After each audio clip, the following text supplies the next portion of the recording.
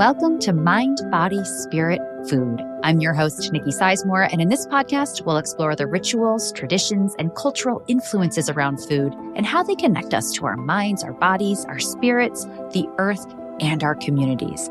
This is a space that's dedicated to bringing more presence, ease, and joy into the process of feeding ourselves. Let's dive in. Hello and welcome back to the podcast. I am so happy you're here.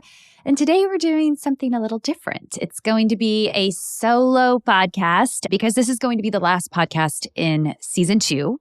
This is going to air at the end of December, and I'm going to take January off from the podcast, not from the newsletter, to let things settle. I find that I really need those pauses within the podcast and within life in general to allow the work to settle, to embrace what had been, and to allow what's coming next. And I've already got some great things lined up for 2024, so please stay tuned. I'm a little nervous today because I wanted to end season 2 with a solo podcast. And I have to say, I'm like a very prepared kind of person. So usually I have bullet points and notes and I know what I'm going to say. And today I woke up and I thought, this is the day I'm going to record the episode and I'm just going to speak from my heart. And that's really scary for me to do because let me tell you, I'm a list maker and I don't even have a list in front of me. I have an empty notebook. But there is something that I've been thinking about lately that I know I want to talk about. And that is this idea of trust. Trust in our bodies, trust in ourselves. We are at the end of December. This is going to air right before the Christmas holidays and before January, when diet culture comes in strong from every angle. And this time more than ever, I find, for myself at least, I need to anchor into trust in myself and trust in something greater than myself. So in talking about food, as we're at the holiday table and diet culture is telling us this, and we're conditioned to believe that, and this is good, and this is bad, and this is healthy, and this is unhealthy. The way to get out of all of that is through deep connection with ourselves. And I've talked about this, quite a bit.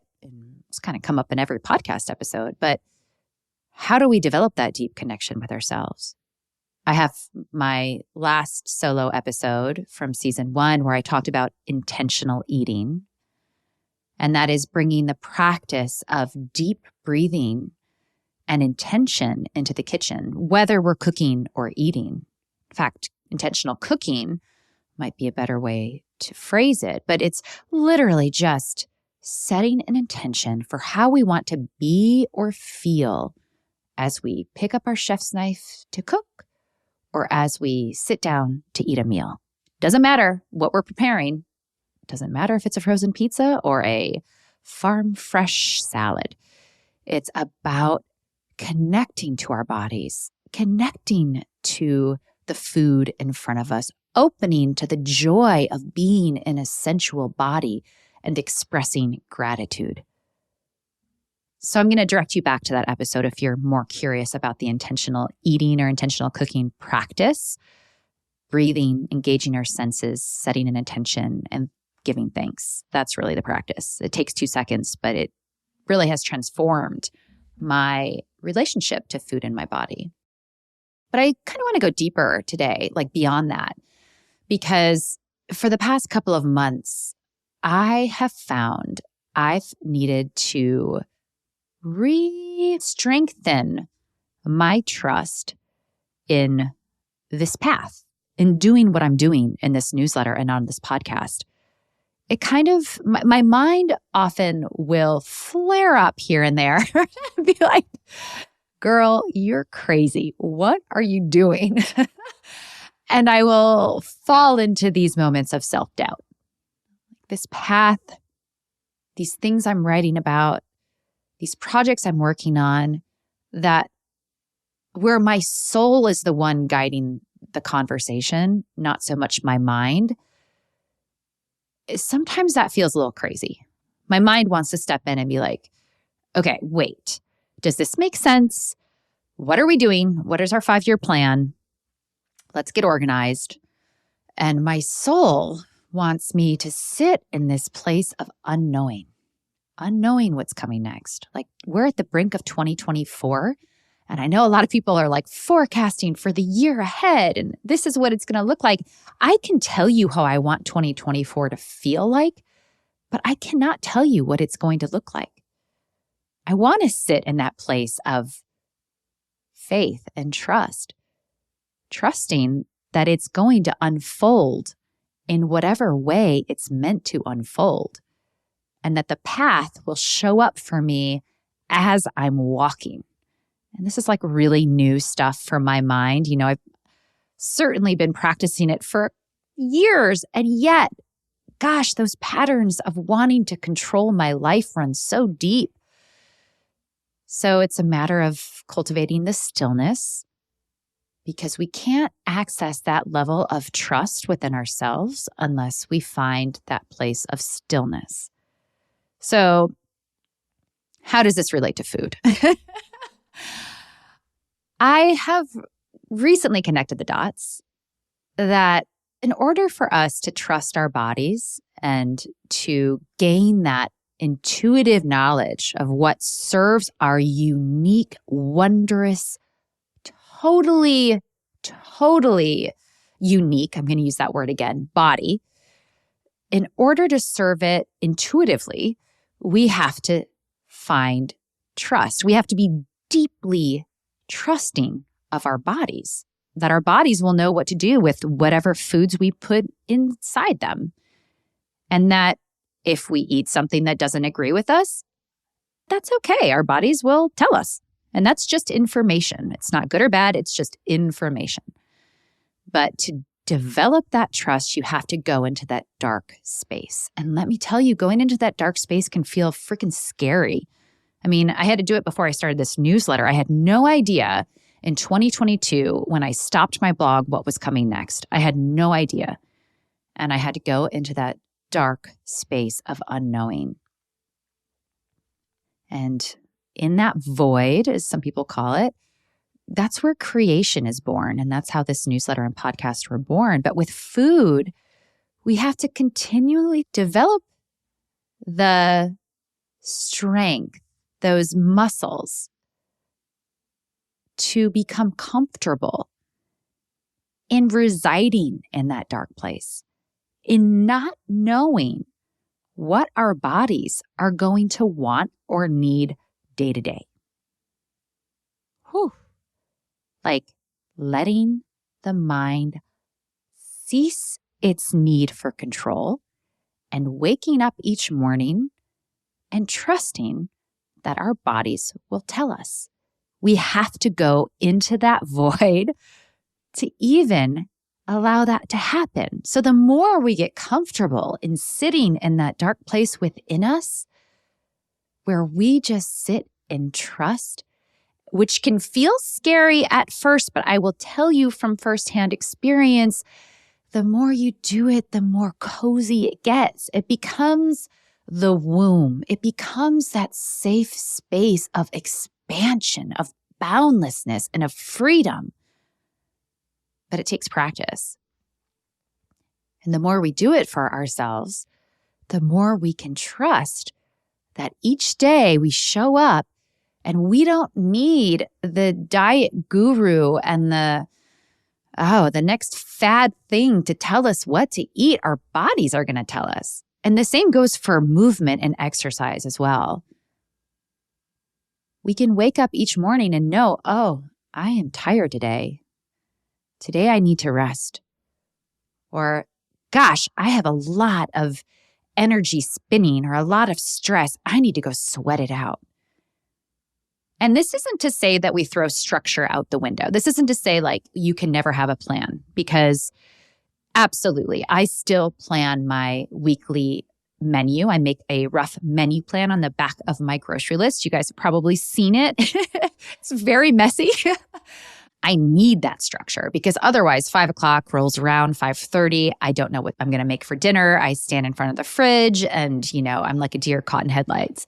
So having a plan is really important for me when it comes to my dinner routine, at least. But that plan is not rigid. That plan is flexible. I can switch around days if I know, it's going to make tacos on Tuesday, but tonight I'm really craving some beans. Like, let's switch it around.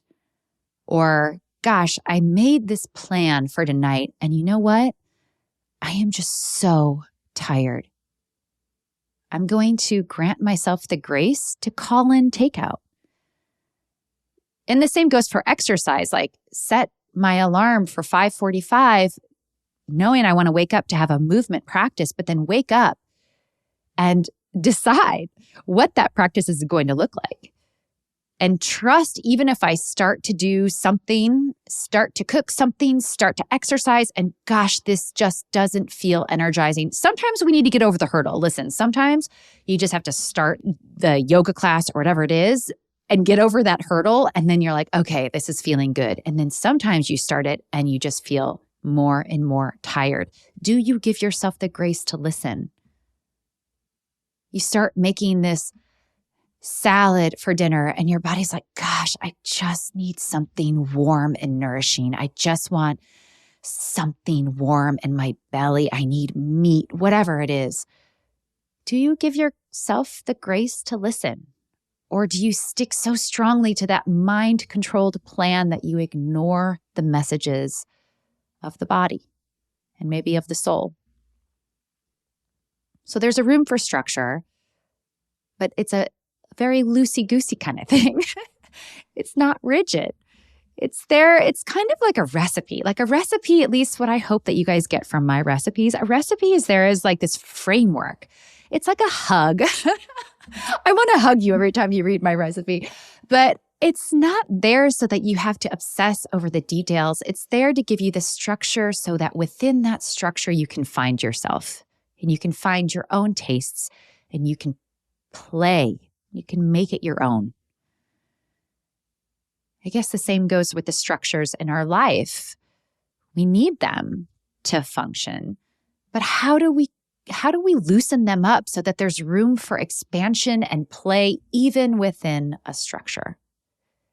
And as we encounter January and all of the messages that are going to bombard us about our bodies and the foods we eat, how do we find that stillness to go inside ourselves and be like, okay, I'm just going to let that noise continue around me. I can't stop that noise from happening, but I'm going to go into that quiet place within myself.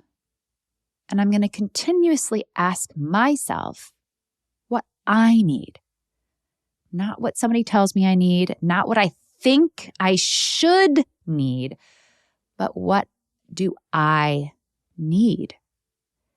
And let me tell you, this is a practice and it takes practice. One thing that can be helpful that one of my spiritual teachers, Natalie Deeb, who I recorded on this podcast, you can listen to our episode from season 1. She has had me do a dark room meditation, and that's where you go into a pitch black room.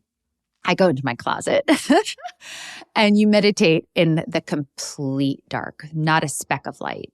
And that is just one tool to get us to be comfortable with that deep, dark void of a space. And at first, that can seem very scary. Just sitting in a dark space can be very scary. But the more we do it, the more that space starts to become a space of deep connection to ourselves and to something beyond ourselves. Finding that sense of support, that inherent support and that inherent love that we all are given, no matter what our choices are on this earthly plane as a human. That's just one tool. I invite you to share if there are any tools you have.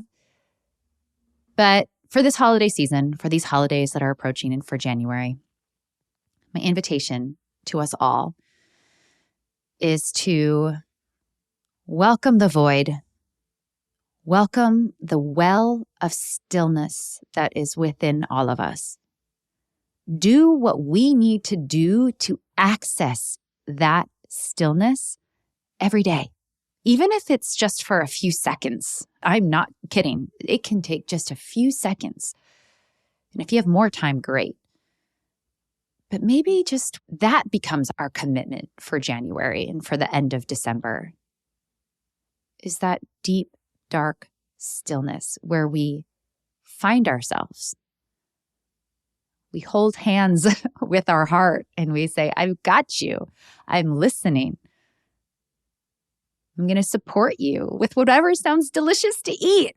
And when I don't, and when I eat the things that kind of make me feel crummy afterwards, I know I'm going to be okay. I know I can cultivate that compassion within myself, just like I have compassion for those around me. And if you're listening to this, please know I have so much compassion and love for you. I want to thank you so much for listening to this podcast throughout this past year. This podcast has become one of the greatest gifts in my life, allowing me to speak with people I never thought I'd be able to speak with, to be honest. Allowing me to expand and evolve while I hope it helps you expand and evolve at the same time. Like, we're doing this work together. It's not just me talking to you or my guest talking to you. It's us learning and talking together and growing together and gaining sovereignty and autonomy and reclaiming pleasure and joy in the kitchen. We're all doing this together. And there's so much strength and support in knowing that. And please know I'm here for you, channeling that to you in whatever way I can. So I'm going to say Happy New Year. I'm going to invite you to sit in that dark space within yourself. I know I've said that a million times, but maybe it's worth repeating.